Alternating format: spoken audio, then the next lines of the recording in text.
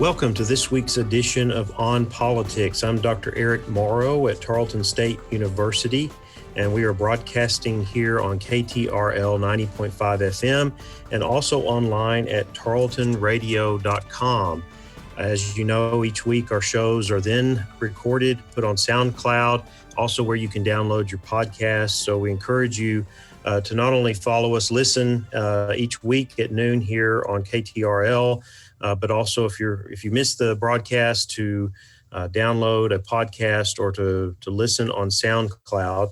And also go to our Facebook page, On Politics with Eric Morrow, where you'll find links to related articles as well as information on the show each week. So welcome to this edition. We're glad you're joining us today because we are going to look at something that is certainly happening on the national level, but has a lot of impact and potential for what is happening in the state of Texas. And that is on June 15th, the Supreme Court ruled that the civil rights law, the 1964 civil rights law, applies to LGBTQ workers, granting them protections in the workplace. And so what we're doing today is we're going to dig into this a little bit. We're going to look at some of the different aspects of it, especially some of the issues and challenges here in Texas. And so I want to welcome to the show Angela Hale, who is a Dallas native, former TV reporter and veteran journalist at CBS KTVT Channel 11 in Dallas-Fort Worth. She is the managing partner of Red Media Group, a strategic communications and public affairs company. She led the communications effort for the legalization of gay marriage for the Aiken Gump law firm and Texas plaintiffs, and she's been leading lobby and communication strategies for Equality Texas since 2015. Angela has also served in executive leadership, so she has legislative experience as well, which we know is great on this show because we talk policy. But she worked in the leadership for the Speaker of the House and the Office of the Attorney General. So with all that experience, with what you currently do, Angela, we are glad that you're joining us because this is a very interesting and challenging topic. I think it's also one that as we focus on this show and trying to get information to people, that many people just may not understand all the different facets of this, what this decision means, and even what was happening that kind of led up to this. So welcome to the show today, Angela. We're glad to have you. Thank you. So I just wanted to start out with an initial question of just from your perspective, given your lobbying background, your work background with Equality Texas and with other efforts, what is really the significance of what happened on June 15th relating to this ruling of the Supreme Court in interpreting the 1964 Civil Rights Act? It's a landmark decision in a series of landmark decisions that have come down from the Supreme Court in recent years, starting with marriage equality, actually the Windsor case prior to that, and now with this workplace discrimination issue. I think a lot of people did not realize previously, before the ruling, and there was a lot of publicity around this ruling, that Texas is one of 27 states where we did not have explicit protections under the law in Texas. So if I went to work and I put a picture of my wife up on my desk, I could be married in Texas, but I could also be fired from my job just because of being gay or of being transgender. And it wasn't based on work performance. So to me, that was inherently unfair. And what the Supreme Court determined with Neil Gorsuch, a Trump appointee, writing a majority opinion for the court, he said that under the 1964 Civil Rights Act, the word sex means sexual orientation and gender identity, and that all people should be afforded the same level of protection under the law, every single person in the United States. And what's significant also about that is there have been a lot of court cases going up through the different circuits. So the Fifth Circuit, the Third Circuit, the Ninth Circuit, that came up with different conclusions about whether sex, under the legal definition of the 1964 Civil Rights Act, meant it protected sexual orientation and gender identity. And the Supreme Court has ruled that indeed it does protect, and it does mean that under the Civil Rights Act, therefore people cannot be fired any longer in the United States in a very narrow decision, really on just employment issues, because there's a wide variety of other issues where people can still be discriminated against. But under employment decisions, you cannot be fired just because of who you are or who you love. So I've noticed along that line, speaking to the last point, you said that this deals with employment issues, and some of the things I read in preparing for this interview and this really digging in myself to some aspects of this, that some are saying this is a qualified victory because there are a lot of these other areas to address. Where do you either see this going, or what are some of those critical issues that you think will be, especially on the federal level, now that the Supreme Court has ruled on this, but what are some of the other areas to see this understood within the full context of rights and not just narrowly focused on one area? Well, I think the most important part of the decision is that determination under the Civil Rights Act that sex means sexual orientation and gender identity. This is the first time that the Supreme Court has ruled on that and upheld it. So when we see, so currently it only protects in employment, but if there's litigation on the Trump administration's implementation about healthcare or public accommodations or other areas of law, housing, the Supreme Court's interpretation on sex as sexual orientation and gender identity, that being a precedent, would apply to all those other cases and areas of law, but that would require litigation to go back up to the Supreme Court again so that it would be codified once again by the Supreme Court. It doesn't automatically apply to all those areas, but because of precedent by the Supreme Court, it can apply to all of those areas, but it will take litigation to continue up to the court to have a confirmation once again through the Supreme Court. Or the other way to get there on, if you think about, somebody on the bathroom bill. And so that's a public accommodation. Public accommodation means public spaces. If I'm going to go to a restaurant, or I want to go to a hotel, or if I want to go to a convention, or if I want to go to the bathroom at a public restroom, currently in Texas, there is no public accommodations law. There is a public accommodations law at the federal level, but bringing protections in line for people who go about their everyday lives, so they can go shopping, they can go to a mechanic, they can go, they can carry on their lives without suddenly facing discrimination. And those are areas of the law that both at the national level, there is something called the Equality Act that has been passed by the United States House of Representatives, which carries into those areas of law. And so that would take either a piece of congressional legislation passing that law, or in statewide legislation passing that law to be signed by the president, or the other route is litigation, taking all these cases up through the Supreme Court, so that same ruling that applies in employment goes across all these other areas of life where people are still discriminated against across the United States. And we've seen that in other areas of the application of civil rights law, how that has worked over time, and it is often on multiple fronts until you have a Supreme Court case, and so that means there's a lot of different directions that this could go. I would assume probably in the immediate future, because there's probably some of these cases that are already in the mix somewhere. They just did not make it to that level yet, as quickly as this collection of cases, which I understand there were 3 different cases that were ruled on. Turning this to Texas, and you're talking about all of these different areas and not having the public accommodations law. Also looking at that there's been a long history here of discrimination and challenges for those that identify as LGBTQ.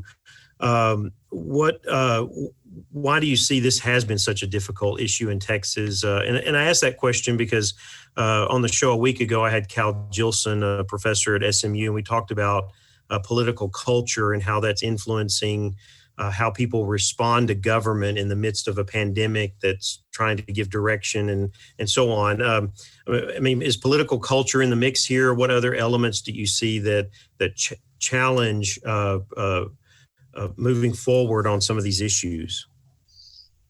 Well, I think historically, we celebrated, I guess, Juneteenth on Friday, and that was Texas finally agreeing that federal civil rights laws applied to our state. I think sometimes in the South, we might be behind on a variety of civil rights issues in southern states historically through the beginning of time and even now. I believe, though, as I've been working on this issue for a few years now, that every session when we go back to the legislature, that there's more and more support for equality for everyone under our state laws. And many Republicans that I work with in the legislature during the past session, chairs of committees. I used to work for Speaker Strauss. Speaker Strauss put out a tweet, I'm one of the 70% of Texans that support LGBTQ equality. He was very strong and helpful in making a policy decision that this was bad for our state. It's bad for business. It's bad for the brand. It's bad for Texans who are not treated equally under the law. So as each session has progressed, beginning, if you go back to the bathroom bill, where there was a lot of hostility and a lot of, I think we had to do some public education to educate people about what that meant, what a transgender woman meant, what a transgender child meant. There was a lot of education, and we were ultimately, primarily with the Business Coalition, able to defeat that twice in a regular session and a special session, and of course, with the help of key Republicans in the legislature, Byron Cook, who was chair of State Affairs, Todd Hunter, chair of Calendars, Speaker Joe Strauss, and many other Republicans. We could not have achieved where we are without them. During 2019, it was not as hostile going into many offices. In fact, many Republican lawmakers would say, look, this is not my issue. I don't want to discriminate against you. I don't think it's right. And some would say, well, I'm voting my district, and what we've tried to show through polling and really a breakdown of individual districts is that actually the vast majority of Texans, 70%, do not support discrimination and support a comprehensive non-discrimination law.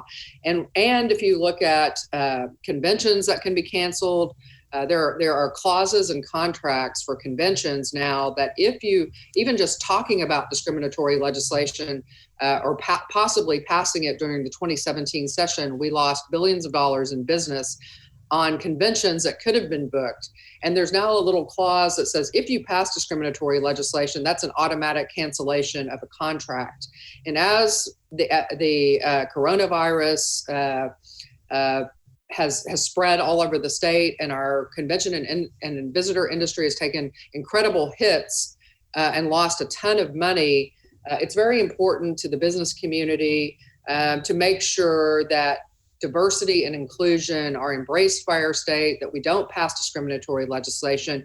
And this session, because we've garnered so much bipartisan support, we still have a long way to go. Don't get me wrong, the political implications that you're talking about, it's not like every Republican is on board, or every Democrat for that matter. But we have the Texas House has always worked as kind of a governing majority, whether it was George W. Bush, who was governor, and Lieutenant Governor Bob Bullock, a Democrat, and Speaker Pete Laney. And through the years, there's always been a group in the middle, both Republicans and Democrats, who speak out, push, and work for good public policy that's in the middle, not on the extreme left or right. And that's where I think this issue is going in the future. I think we have a lot of support, and we have every session more and more people understanding that maybe didn't understand. I have people tell me all the time, I didn't understand that you could be denied entrance to a restaurant, or that you could be couldn't go to the bathroom, or that you couldn't go to a concert, or whatever it may be. People did not understand that you could be fired or you could be turned away simply because you're LGBTQ.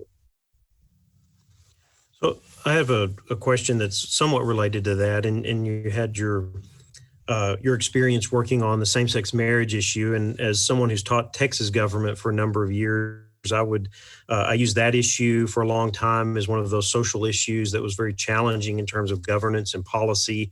And then I moved over to using the transgender bathroom debate as an issue as well, to expose students to the challenges and the complexity of these issues and the different perspectives, and have them do some research and try to understand that.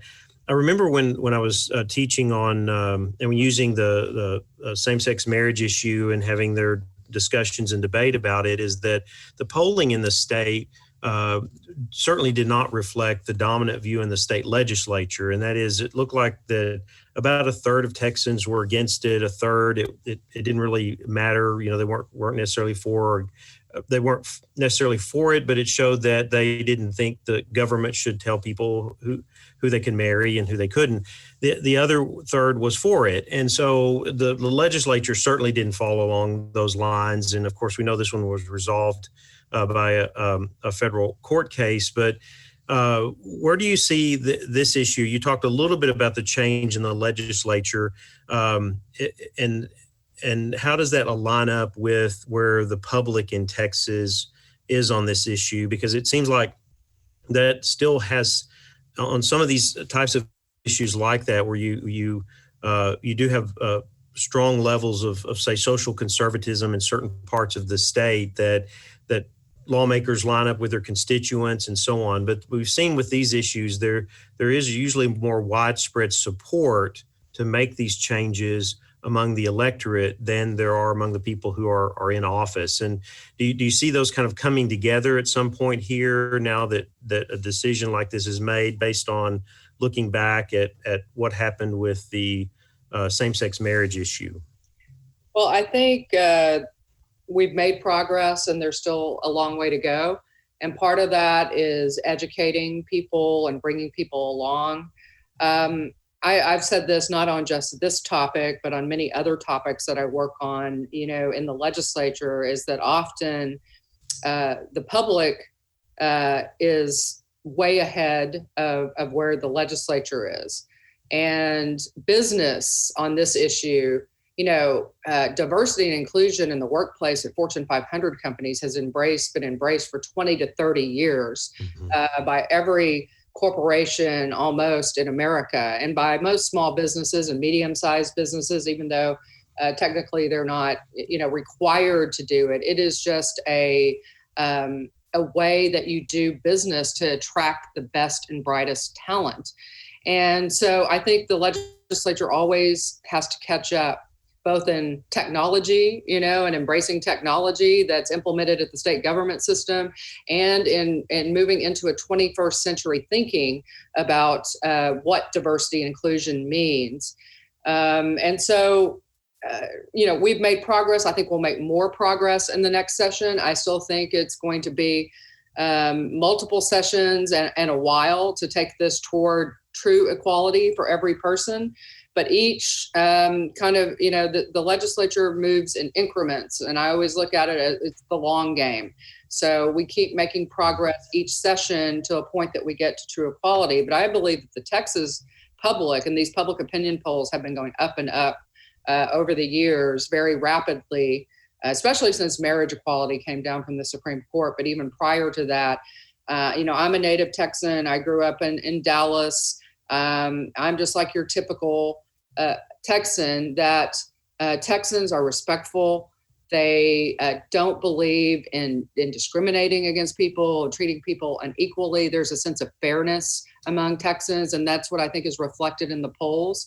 And I think going back, and even some of our legislators who come from very conservative areas, Senator Kel Zeliger from Amarillo, for instance, last session voted with us for the first time in the Texas Senate, a Republican, to vote against discriminatory legislation, SB 17, which would enable people to discriminate across all walks of life and every occupation against people just because they're LGBTQ.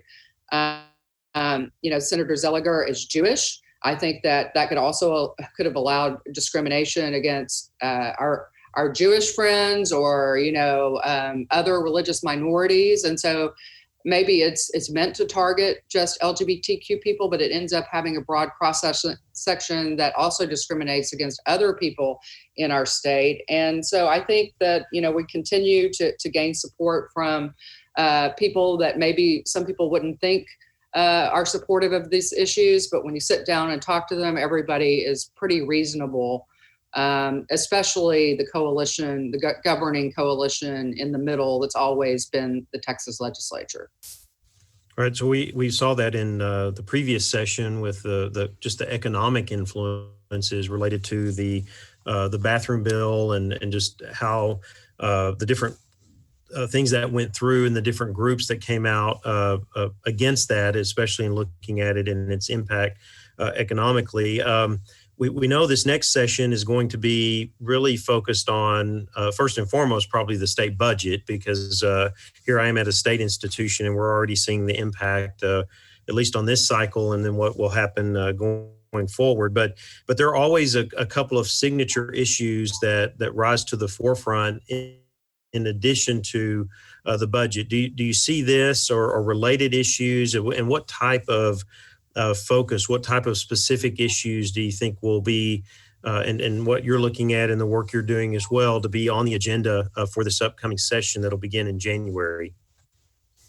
Well, we will be facing, a deficit budget because of the coronavirus and all the loss in sales tax revenue, which is one of the major funders of the budget. Last session, they put $5 billion into education from the state level. Mm-hmm. They've been severely underfunded, and so that's going to be a problem moving to this next session, funding properly education at the state level. And what I find very interesting about the issue that we're talking about today is that we have hired Ray Perryman, who is one of the most respected economists. He's in Texas and in the United States. He worked for George W. Bush when he was governor. He worked for Rick Perry. He has the Perryman Group. He's done numerous economic studies.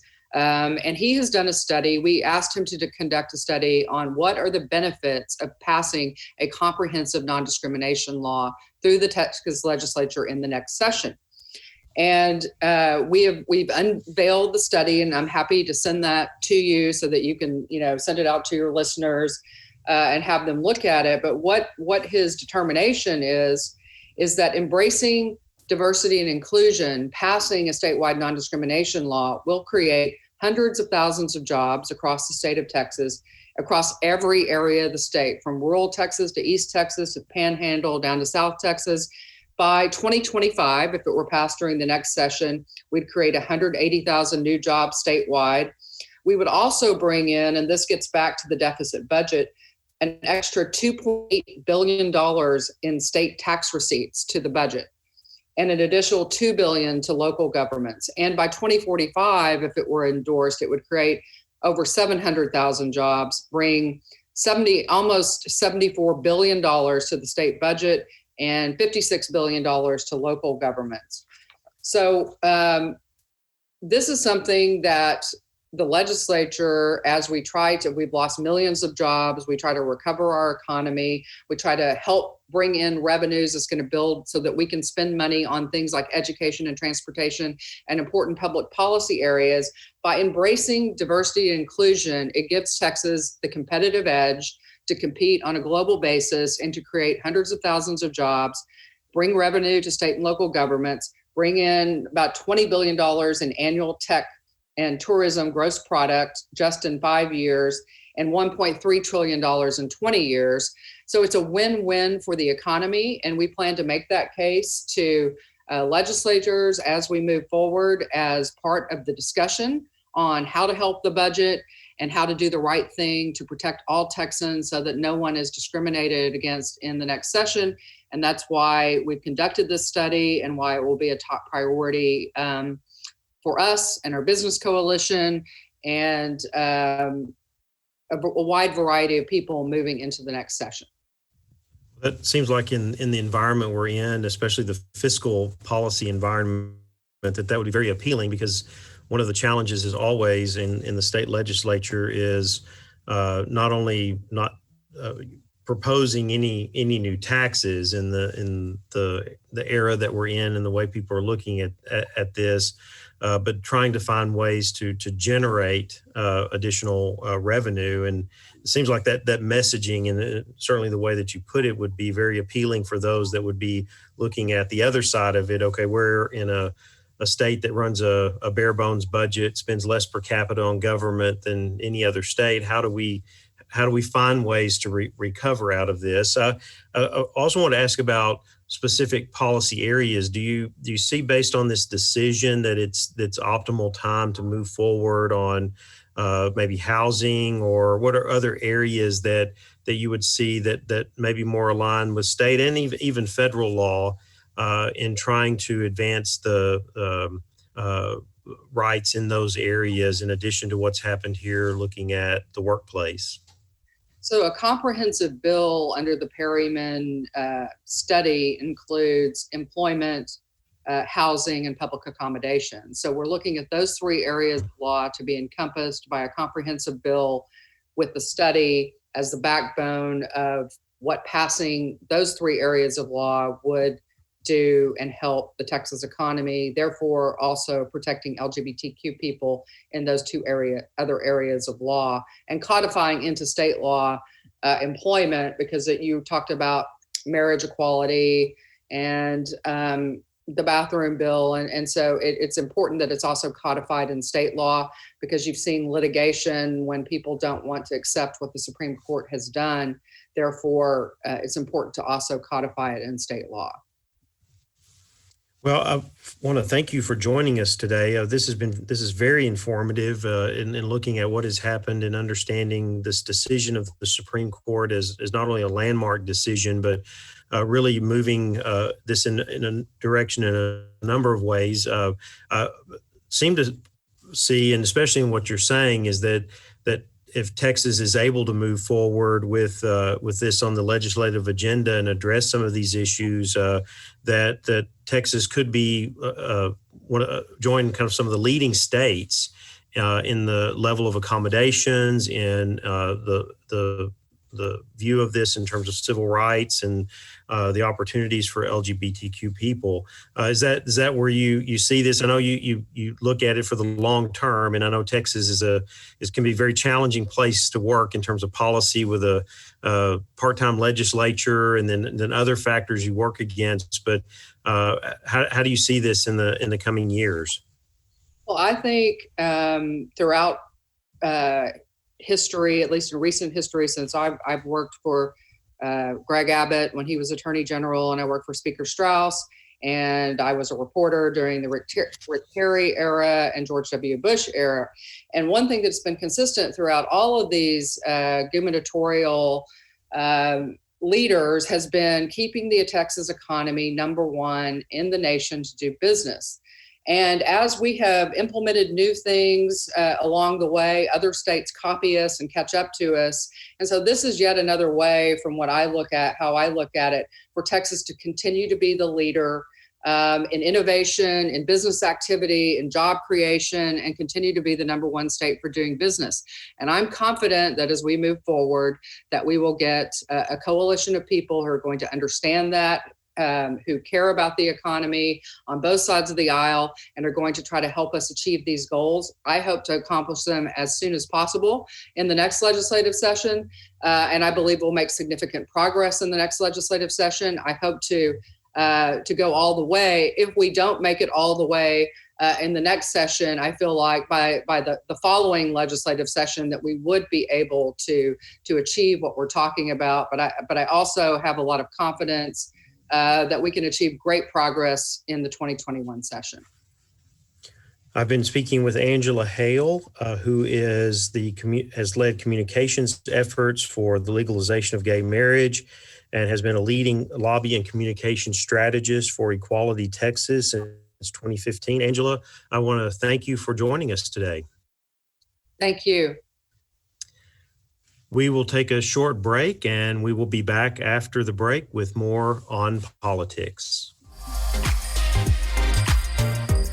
Ever find yourself wishing you didn't have to miss your favorite radio show? Well, wish no more because KTRL 90.5 FM is now streaming online. Tune in to catch your favorite broadcasts and shows live right at home from your computer or mobile device. To listen, please visit tarletonradio.com or click Listen Live at ktrl.fm.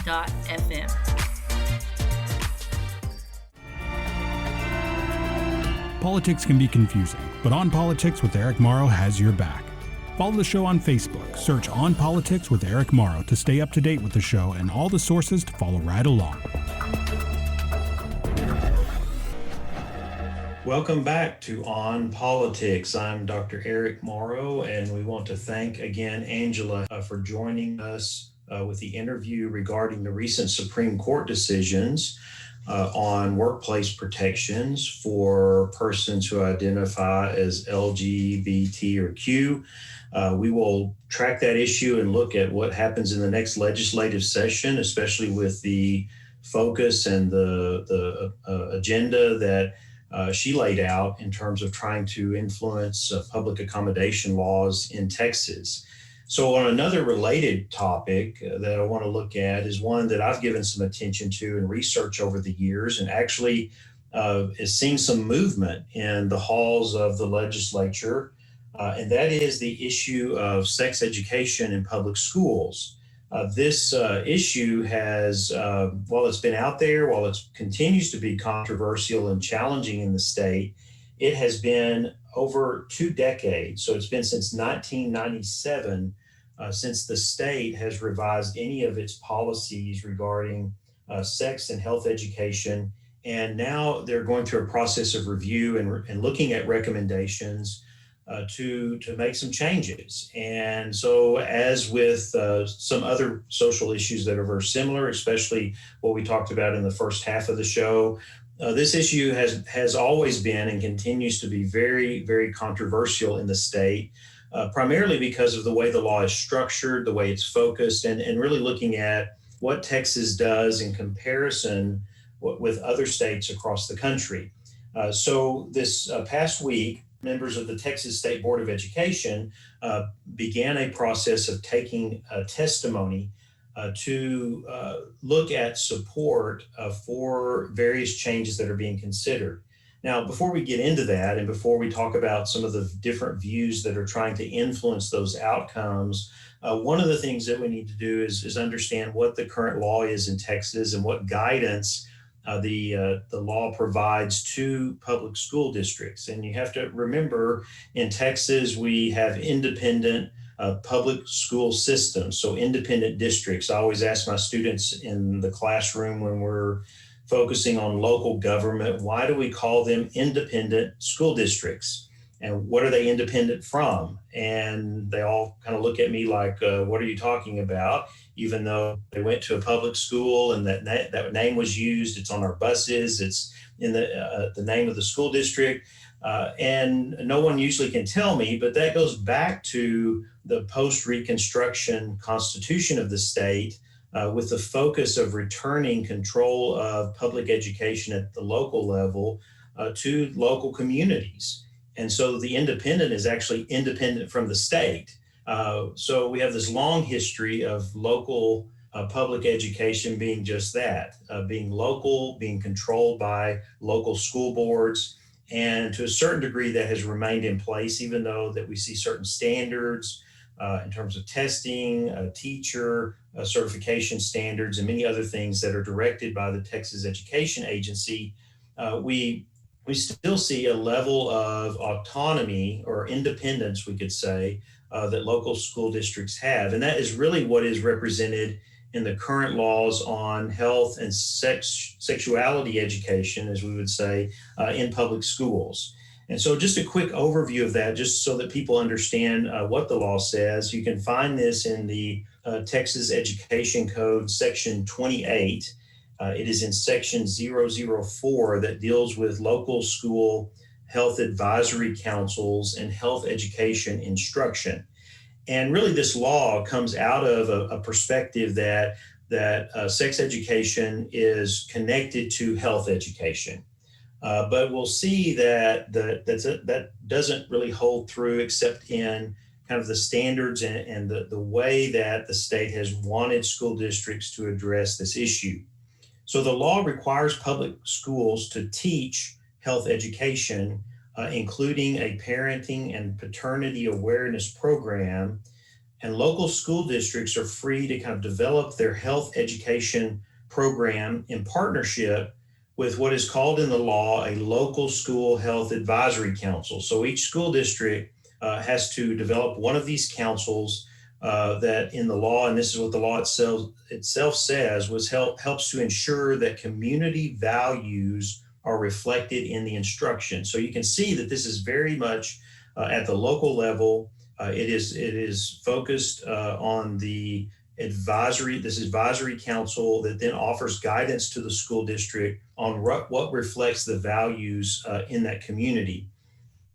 School districts are not permitted to change health education policies or to choose to teach sexuality and HIV/AIDS education without considering the input of this local council. So again, here we have something that is very much connected to the way we've done public education in this state, especially with the focus on the independent aspect of it, that local schools have a certain amount of say and control. Of course, the law here is directing them how to do it. It's saying have a local advisory council that then has input and recommendations on what should be taught in that specific school.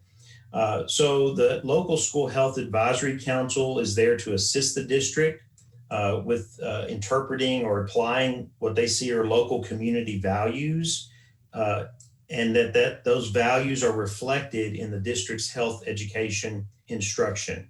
Regarding sex education or human sexuality, pregnancy, disease prevention, and so on, these are the guidelines that come out of the law that influence how school districts adopt a curriculum and approach these topics. So they must present sexual abstinence as the preferred behavior for unmarried students. The second thing is that they focus more on abstinence than on any other behavior. And then third, they emphasize that consistent abstinence before marriage is the only method that is 100% effective in preventing pregnancy, STDs, HIV/AIDS, and, quote, the emotional trauma associated with adolescent sexual activity. Okay, so that's actually in the law itself. So we've got two features here, the Health Advisory Council. Then we've got the guidelines, which are very much focused on abstinence-based education. And then you have the final one, and that is that parental notification. And in the law itself, it requires districts that choose to teach human sexuality. So again, this is there's guidelines and there's direction and there's a framework, but it's not required that every district do this the same way. There's not a uniform education across the state, but those that choose to do that must provide instructional materials for public review, and then parents and guardians must be notified of material content and their right to deny such instruction. So the parents can opt out. They can opt their student out of this education depending on the content and what they see in terms of its value. So what we see here are a lot of guidelines that are, and really because it's in the kind of directives based on the law of how districts can go about doing this. And so this topic has continued to be challenging in the state. One is because Texas has one of the highest teen pregnancy rates in the country. So when you look at Texas compared to other states, we definitely see some challenges there. The data also shows that approximately 40% of Texas high school students report having had sex in the recent past, but less than half of those used condoms, and a small percentage used birth control pills. And so the data just shows this high rate of teen pregnancy. So on the one side, you have advocates and people who've said this abstinence-based education or limited health education with very little attention to human sexuality is not sufficient. It creates other challenges because of the high rate of sexual activity among high school students, as well as the lack of knowledge about using prevention methods and so forth. So this has been gaining attention over decades now. And part of the reason in reviewing this is to look at how sex education and the options there in this law can be expanded to give more directive to school districts about moving beyond abstinence-based education. Right now in the state, there are only 17% of Texas school districts that are teaching abstinence plus. So that means that they're not just teaching about abstinence, but they're also teaching about other aspects of this, including prevention, including disease prevention, as well as safe sex practices and so on. And so 17%, if you look at that across the state with, given the number of school districts that we have, I think there's approximately 1,200 school districts, and you see the challenges here, and then the challenges that brings among our teenage population, as well as the other related healthcare needs and issues, you can see that this is quite a significant issue. So we go back to what the Texas State Board of Education is doing with these hearings. And so this past week, over 200 people registered to speak at these hearings, and they were able to hear about 40 of them. And they were focused very much on how to expand the boundaries in what they are teaching. And so the boundaries itself are, as we described in the law, very kind of narrowly defined or very narrowly focused on abstinence-based and promoting that above all things. But what's being considered is should the requirement be expanded so that there is additional education that's offered on safe practices, as well as disease prevention and pregnancy prevention and so on. This is where kind of the focus is. There are not any, there's not anything in the draft proposal that at this point that addresses issues of sexual orientation or gender identity. So here we have a connection with the first part of the show today, and that is that there are many who are advocating that there should be more. It shouldn't just not be expanding sex education in terms of safe practices and prevention, as much as it should also include dealing with issues and education about gender identity and sexual orientation. That adds to the controversy. And this is why I'm focusing on this issue today and trying to make it explain it a little bit more in detail, because it's a very multifaceted issue that has both supporters and opponents on both sides and coming at it from many different ways. And so we've had for a long time now, we've had many people advocating that it needed to be broadened, that sex education needs to be broadened. And really, when you look at polls, I think it's about 78% of the public now, public opinion polls in Texas, there's support for broadening sex education in public schools. About 65% of those in the legislature, especially, and I think this is among those who identify as Republican, that might have more conservative views on this issue, see that it needs to be broadened just because of the challenges of the role of governance and government in addressing some of these issues, especially dealing with teen pregnancy and other things as well. So there seems to be growing support to expand this. The challenge is that you have some very vocal opponents, and those opponents are in two primary areas, or they have two different elements of opposition here. One element of opposition is the focus on abstinence-based education. So you have a number of groups and a number of people that their focus is on maintaining that in our education system, it's not the responsibility of school districts and teachers to teach sex education other than to focus on abstinence, and that other elements of that are things that are more appropriate to be addressed by parents, guardians, and within the home. So this has been a long-standing argument related to sex education, and it's one that continues to come to the forefront. In fact, some of the people who testified before the Texas State Board of Education continue to advocate in this way, that nothing needs to be changed. If in fact anything, it needs to be even tighter in its focus on abstinence-based education. The other side of this, and this is really what I don't see is even on the table at this point because it's not being considered in the drafts of the revisions, and that is dealing with gender identity and sexual orientation. And so this even becomes more controversial. And as we were talking about in the first half of the show and looking at workplace protections and some of the challenges in the state related to protections that for people who identify as LGBTQ, as well as dealing with these broader issues of gender identity and sexual orientation, there remains very strong opposition in that regard. And I think we would probably see more of that in this mix if the drafts had any inclination that there was going to be gender identity or sexual orientation dealt with or allowance for that, directive for that. And you see, part of this we have to understand is the law provides some boundaries and it provides some direction, but there's a lot of latitude there in what school districts can do. And so we see a lot of diversity around the state,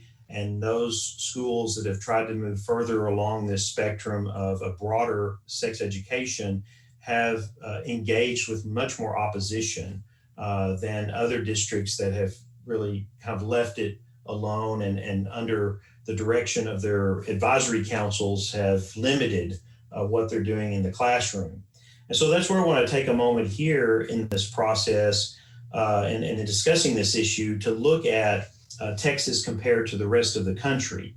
And one of the things that we have to understand in this is that one, it's how Texas appears on paper in terms of what the law says and what school districts can do, but also look at the reality of it. And we've looked at the reality to say, okay, only 17% of our school districts are doing abstinence plus education, even though Texas, if you look at it in comparison with many other states, allows certain things, but it doesn't necessarily require these things. The first and foremost requirement is certainly health education, and that if there is human sexuality education, that focuses on abstinence under the direction of these local advisory councils. So one of the places that I go, and I would just recommend this to you on many of these social issues, is the website of the Guttmacher Institute. So that's GUTTMACHER.org. And I will put this on our Facebook site so that you can link to it and see on this issue and many others as well. But when we look at the information there, we can see that there are 39 states and the District of Columbia that mandate sex education and or HIV education. 30 states mandate that when provided, sex and HIV education programs meet certain general requirements. And then 40 states require school districts to involve parents in sex education, HIV education, or both. Now, when we go to the comparative, when we look at Texas alongside other states, you can see that the boxes are checked. Is sex education mandated? Yes. Is HIV education mandated? Yes. We skip over and we talk about when provided, sex education must be medically accurate. No, there's no language that addresses that. Be age appropriate? Yes. Be culturally appropriate and unbiased? Again, there's no guidance on that. Cannot promote religion. There's no restriction on that, where you do have some religious traditions that would promote abstinence. Is where that falls in line.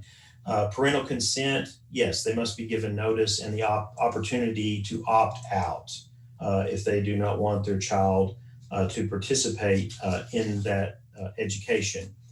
The other part of this, when we look at other parts of the state, is that content requirements, contraception, yes, that can be taught. Again, only 17% of districts are moving beyond the basic abstinence-focused sex education. Abstinence stressed in Texas, yes. importance of sex only within marriage? Yes. Sexual orientation? No, that's not addressed at all. Condoms? Yes. Abstinence? Yes. When provided, this is talking about HIV education now. And then finally, the last data set, and again, I'll link to this so that you can look at it, and that is sex education to include life skills on sexual consent, relationships, and prevention of violence. Texas, yes, emphasize healthy relationships. Yes, emphasize sexual decision-making and self-discipline. Yes, refusal skills and personal boundaries. Consent is not necessarily a part of it. Dating and sexual violence prevention is. So you can see on the national scale, Texas checks a lot of the boxes, but when you look at the way that this is implemented within the state, and you see that these local advisory councils based on community values is in place, and we've talked about that's the case, this becomes a much more complicated and certainly much more diverse in how this is approached throughout the state. So where I would leave this is, and we'll wait the decision of the State Board of Education, which will be in November, to finalize this new guidance. But where we leave with this is that there is support for broadening sex education in the state. The support for focusing more, giving more attention to gender identity and sexual orientation is not as strong, but there is attention being given to this issue and some movement on it after many, many years and many school districts trying to address these issues primarily at the local level under the guidance provided by the state. I want to thank you for joining us today for this edition of On Politics. Invite you to be back with us next week. We are going to have at least one guest and maybe two where we'll be looking at the challenges related to statues and memorials during this current focus on racial injustice and other issues. Again, thank you for joining us, and we will see you again at this time on KTRL FM 90.5 next week.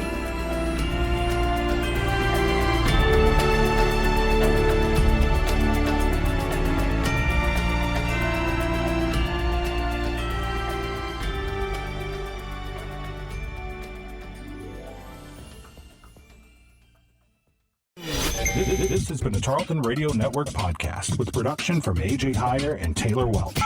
Find more great shows by searching Tarleton Radio Network wherever you get your podcasts.